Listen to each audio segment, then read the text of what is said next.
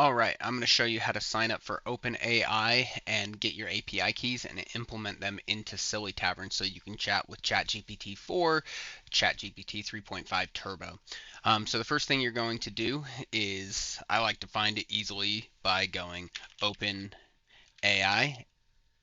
API sign up. And got to sign up right here. You're going to sign up with a email address or with a Google, Microsoft, or Apple account.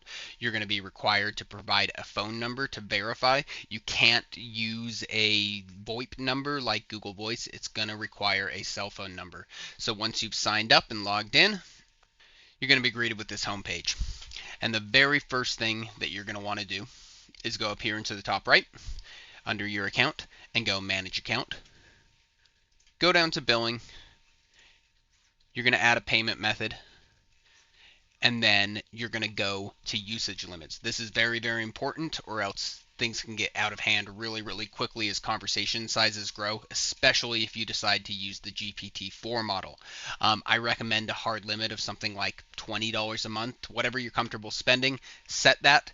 Set yourself a soft limit that will send you an email once you've hit that, so you kind of get a feel for how much you're using your API. So after that, there is a section down here for API keys.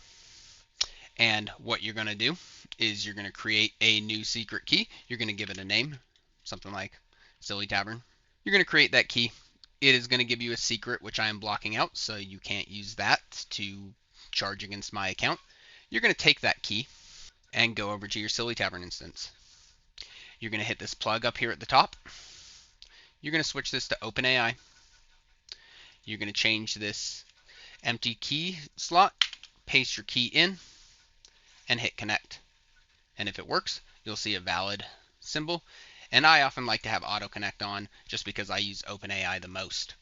That's it. If you have any other questions, please leave them in the comments or visit SillyTavernAI.com and drop us a line there.